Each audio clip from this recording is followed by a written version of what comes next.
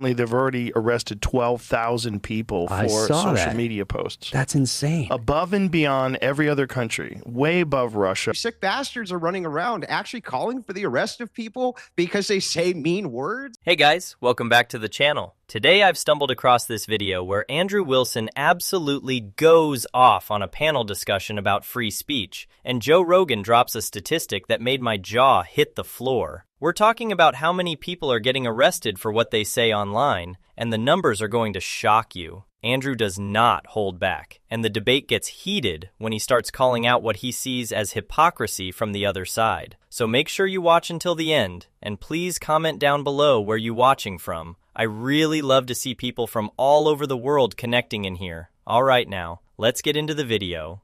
It's actually, I'm not even surprised. So the idea here is, I guess you could get SA'd, and if you call your assailant the quote F slur, you go to jail, right? Some country you got there. By the way, let's point this out, that progressives have for years, as these guys say, hey, we don't want to put in hate speech laws and have people arrested and this and that. They've been doing the same type of stuff for years. They do depersoning, debanking, deplatforming, keeping people away from their cash. If you touch on any issues that they don't like, they've been doing that for years to conservatives. So they're doing the exact same thing that the government over there is doing. They're just using the private marketplace to do it. So what they do is they will go on these massive campaigns to deperson a human being from society because they have wrongthink, or they say a word that makes somebody else upsetty spaghetti, right? That's what they do. And the fact of the matter is like, who gives a shit? Who cares if this woman didn't care? Who cares if she was like, you know what, I am homophobic, and I said it because I'm homophobic.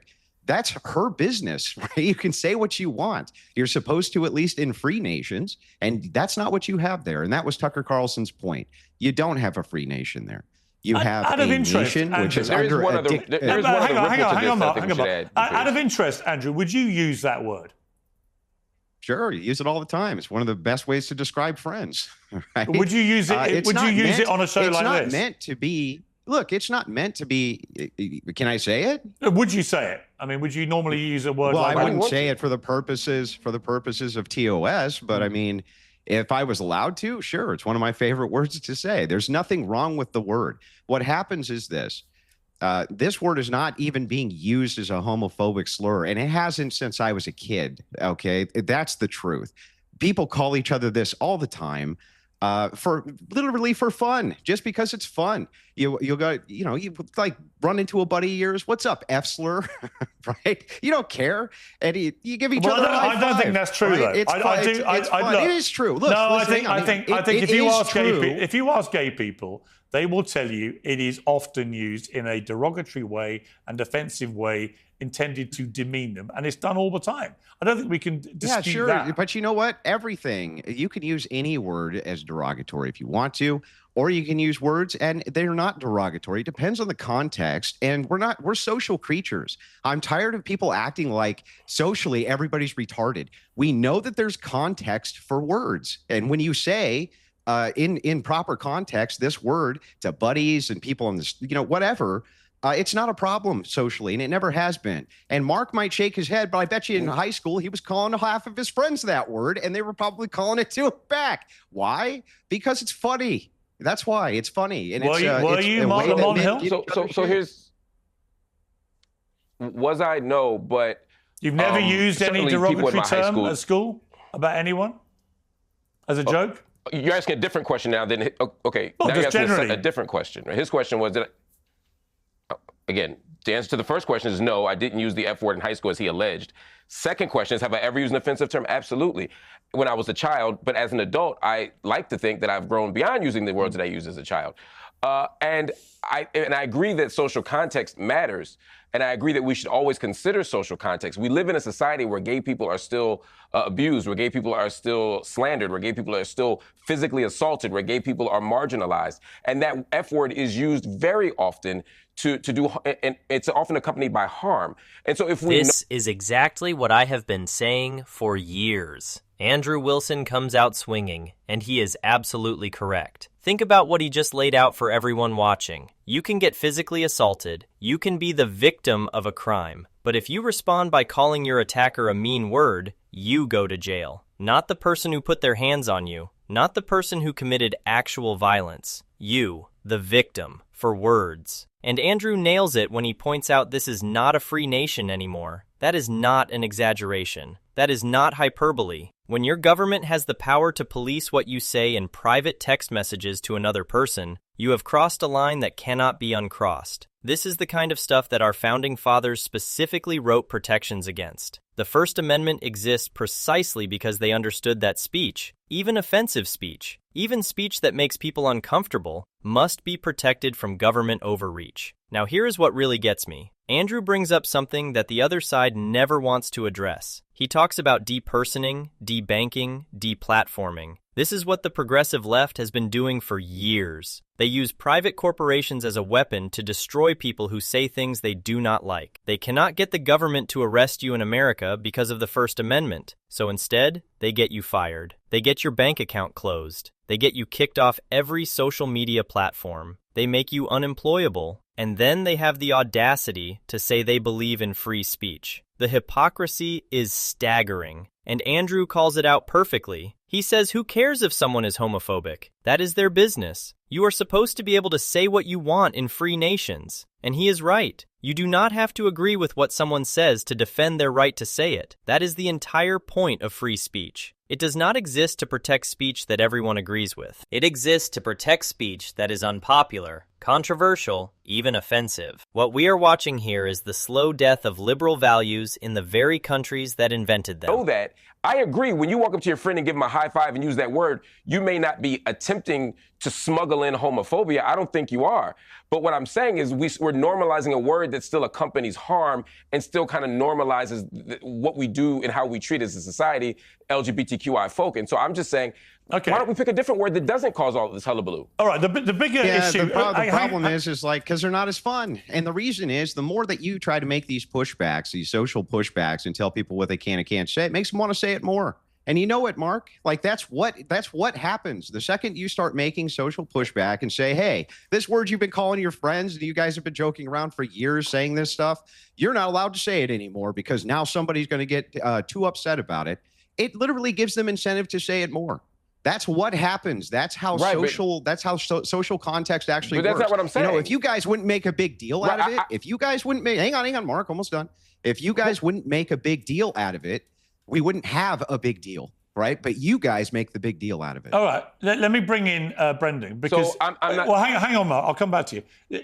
The bigger issue, it seems to me, here with the UK is that the Times newspaper recently revealed that police officers are making 12,000 arrests a year under Section 127 of the Communications Act and Section 1 of the Malicious Communications Act. In other words, similar instances to this. That's 30 arrests a day over offensive posts on social media and other platforms. Thousands of people being detained and questioned for sending messages that, quote, cause annoyance, inconvenience, or anxiety to others via the internet, telephone, or mail. There's been a 58% increase in these arrests since before the pandemic. This is completely nuts to me. Joe Rogan said they've already arrested 12,000 people for social media posts. We got a clip of him talking about this. They've already arrested 12,000 people for social media posts. That's insane. Above and beyond every other country, way above Russia. Russia was like 400 last year. The UK is 12,000. Any criticism of immigration, any criticism of grooming gangs and people being raped, any talk about how horrible this is, they come visit you. It's like someone's trying to destroy England. Now, I would say, Brendan, that's probably a mischaracterization. If you actually went over the 12,000 cases, you could probably see a lot of very offensive things in there. I don't know, but I'm surmising. Absolutely. It's not just criticizing an immigration policy that's causing the arrest. But in a country that's supposed to be one of the leaders of free speech historically in the world, this is pretty terrifying, isn't it? It's just Kafka stuff. It's awful. It's like the Stasi, you know, older listeners and viewers will remember the German Democratic Republic, and they had the Stasi that would literally listen in on private conversations, that would literally rent out the apartment above the apartment of some dodgy person and listen through the floor to make sure they weren't saying problematic things. We now have a similar system in the UK. People are being arrested and in some cases punished for things they say. And, you know, it's now December, so any minute now, we are going to see the annual controversy about the Pogues' great song, Fairy Tale of New York, which has the famous lyric, "You scumbag, you maggot, you cheap, lousy, beep." You know, we're not to say it, apparently, but that is a great song. That word is often bleeped out. And this is another issue about these insulting words. I actually think what's most insulting to gay people, ethnic minority people, all sorts of minority groups, what's most insulting is actually censorship, because censorship infantilizes them. Censorship says to them, you are such a weak part of society that we need to institute these laws and these rules to protect you from offensive words.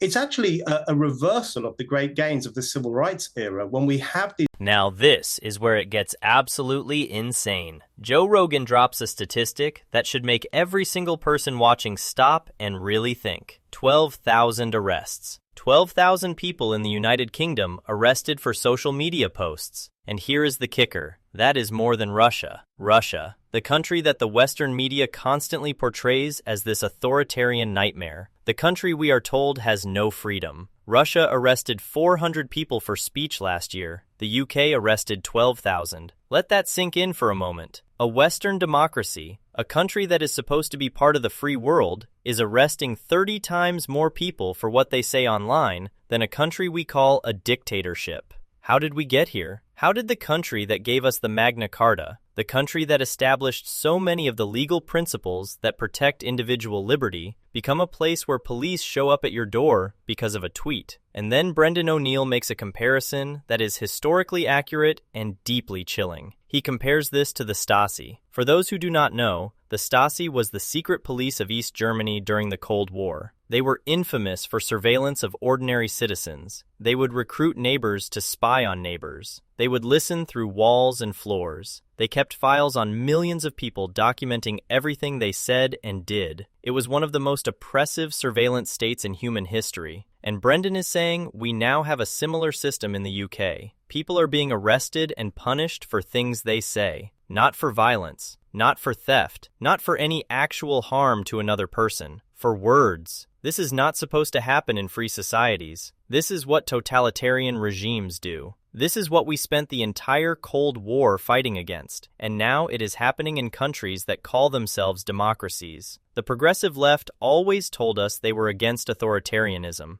They told us they were the resistance, but look at what they support. These kinds of rules that say we must protect these poor little dears from ever hearing an offensive term. So I think these words are actually, the power of these words is less worrying to me than the power of censorship to infantilize minority groups and punish people who want to express themselves. All right, Lewis, as a poor little dear, would you like to respond? Well, yeah, I want to start with the numbers that you just talked about, because I think there is a point where we have to look at the reality of the modern world in which we live. Yes, we all want to see more convictions for rape and murder. Those things are very hard to prove, whereas communication, we all communicate. 90% of it now is online. But why should the police be policing speech that doesn't actually incite specific violence, which is, to me, always the line. So our law takes... You cannot cross, right? If I say to people that you live at a certain address, go around there and attack him, right? That's a clear incitement to violence against a specific individual. That's a criminal offence, and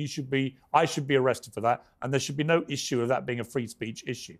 But if I just hate you or want to say derogatory things about you, or you do to me, that shouldn't be something that precipitates 11 police turning up at the door. Well, two things. We have protected characteristics, right? We understand that in UK law, it was only 1967 in this country it stopped being illegal to be gay. It was only in 2003 that we got rid of things like Section 28. The law has had a real hand in causing stigma and discrimination against gay people that did not disappear in 20-something years. Point. So it's right that the law steps in and says, you know what, we've had a hand in this. We're going to step in and protect you, because it takes a preventative measure, much like the NHS, where it says, you know what, rather than treat you when you're sick, let's just prevent people from getting sick where we can. And it's the same thing here. Yes, the line is calling for violence, but if you can stop people hating on people for their individual identity, you can say you're stupid, you're an idiot, you've done this wrong, whatever. But if it's targeted, if it's hate on you because of your race, is it okay because of your sexuality, because of your religion. Why does nobody get arrested for calling Donald Trump a Nazi?